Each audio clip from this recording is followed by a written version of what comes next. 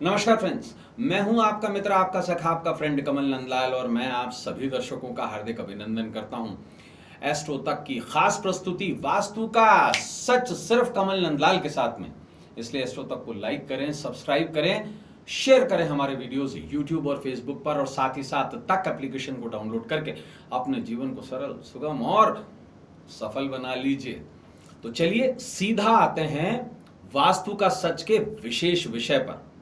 तो मित्रों, आज का हमारा वास्तु का सच का विशेष विषय है, कहीं बरसातों में टपकती तो नहीं है आपके घर की छत, रहें सावधान।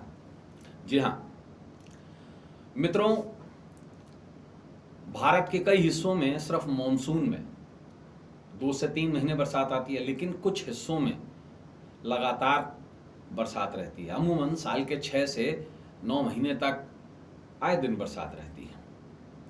दक्षिणी भारत में देखें तो वहाँ अमूमन बरसातों का मौसम रहता है। साथ बसात के अंदर अगर हम पूर्वी भारत में देखें या दुनिया के बहुत सारे देशों में देखें, वहाँ बरसात आए दिन आती रहती है और जीवन का एक अंग है जिसके साथ लोग निर्भय करते हैं अपना जीवन। लेकिन ऐसे में एक सोचने वाली बात है कि घर की छत कहीं आपकी बरसात के दिनों में स्पेशली टपकती तो नहीं है। क्या वास्तु छत के टपकने से भी क्या कोई संबंध रखता है? बिल्कुल रखता है साहब।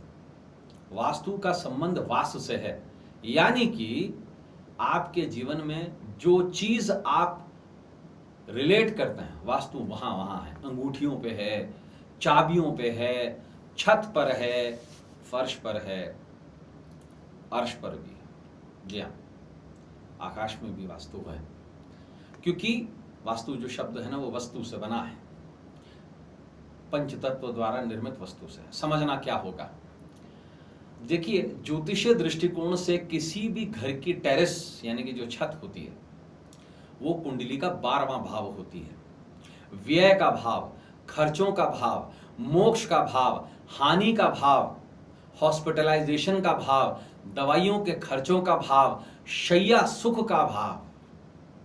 आप देख लीजिएगा ऐसे घरों के अंदर जिनकी घर पे छत जो होती है कहीं से कटी फटी हो या छत लीक कर रही हो, छतें टपक रही हो, उनके शैया सुख में कमी आती है। जीवन साथी के साथ उनके संबंध खराब हो जाते हैं। नंबर 1, आर्थिक नुकसान होने लगता है। नंबर 2, तीसरी चीज, अकस्मात दवाइयों के बिल्स बढ़ जाते हैं। नंबर 4, अकस्मात से हानि होने लगती है।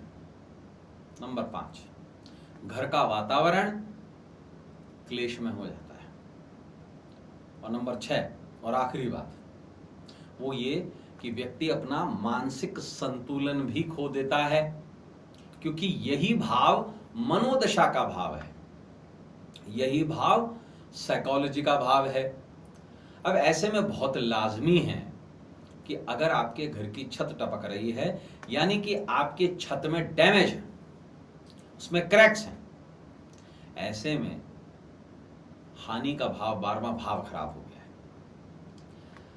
बरसात का पानी या कोई भी जल जो शुद्ध अवस्था में है वो चंद्रमा को संबोधित करता है। चंद्रमा का आपके 12वें भाव पर गिरना, क्योंकि चंद्रमा आकाशीय भाव में है, यही भाव आकाश भाव का भी भाव है।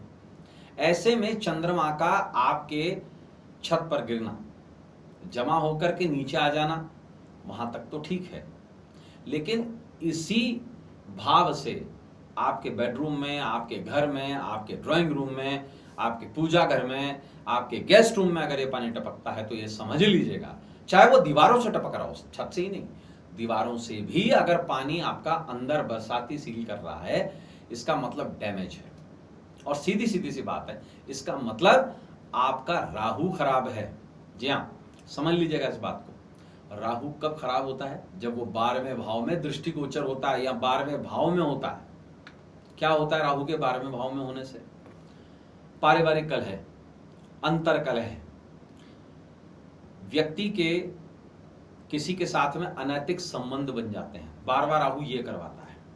और जब कभी भी राहु 12वां होता है या दृष्टिगोचर होता है 12वें भाव पर, तब व्यक्ति का सांसारिक जीवन और आर्थिक जीवन बहुत कष्ट में हो जाता है। ऐसे में लोगों को एक विशेष काम करना चाहिए, अपने छत की वाटर प्रूफिंग करानी चाहिए। ये जर्नलाइज्ड है, वास्तु से भी हटके। अन्यथा क्या होगा, आपका इलेक्ट्रॉनिक सामान खराब हो सकता है, आपके फर्नीचर गीला हो सकता है, लकड़ी के से बना हुआ, गीलेपन की वजह से, ह्यूमिडिटी की वजह से उसमें दीमक आ जाती है। हम दीमक पर भी एक और एपिसोड बनाएंगे और मैं आपको बताऊं दीमक क्यों लगती है, ये भी आपको बताऊंगा। विशेष तौर पर ध्यान रखिए, अगर घर की छत टपक रही है तो उसे जल्दी से जल्दी ठीक करवाएं। और अगर किसी का राहु खराब है तो उसका सिग्निफिकेशन क्या है, घर की छत में बहुत सारे क्रैक्स आ गए हैं, देख लीजिए आप जाकर के, बिल्डिंग में बहुत सारे क्रैक्स आ गए हैं, इसका मतलब राहु खराब है और चंद्रमा राहु से पीड़ित है। ऐसे में प्रोग्राम को खत्म करने से पहले विशेष उपाय बताऊंगा, ऐसा उपाय जहां राहु और चंद्रमा दोनों के दोष समाप्त हो जाते हैं। देखिए, राहु को शिवदास कहा गया है और चंद्रमा कहां रहते हैं, शंकर के मस्तक पर, तभी तो उन्हें चंद्रशेखर कहा गया है। ऐसे में विशेष रूप से भगवान शंकर बहुत विशेष रूप से काम आते हैं। क्या किया जाएगा भगवान शंकर? देखिए, भगवान शंकर का एक गिफ्ट जो नेचर देती है वो देती है रुद्राक्ष, और रुद्राक्ष का वास्तु में भी बहुत बड़ा प्रयोग है। 5 मुखी रुद्राक्ष पंच तत्वों को इंडिकेट करता है। ऐसे में विशेष रूप से, क्योंकि ये 12वां भाव इन्वॉल्व है, ये भाव आकाश मार्ग का इन्वॉल्व है, ऐसे में आपको एक विशेष काम करना है, वो ये कि एक पानी की बोतल में आपको विशेष काम करना है। पानी की बोतल में एक पंचमुखी रुद्राक्ष, कांच की बोतल में पानी डाल दीजिए और उसमें एक पंचमुखी रुद्राक्ष और एक चांदी का चौकोर टुकड़ा ये डाल करके अपने घर की छत पर स्थापित करें। अब कांच की बोतल कौन सी होनी चाहिए? नीले कांच की बोतल। नीला क्यों?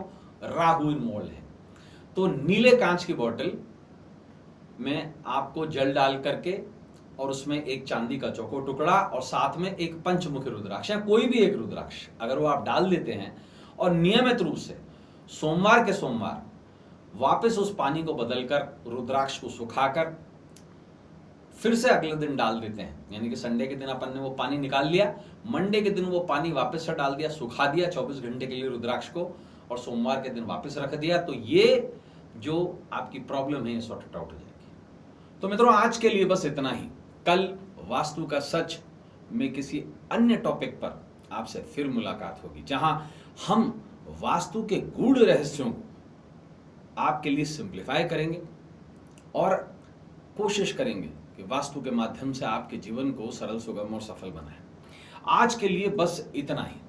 अब अपने मित्र, अपने सखा, अपने फ्रेंड कमल नंदलाल को इस उम्मीद के साथ इजाजत दीजिए कि आपका आने वाला कल आज से कुछ बेहतर और अच्छा हो। तब तक के लिए नमस्कार, नमः शिवाय।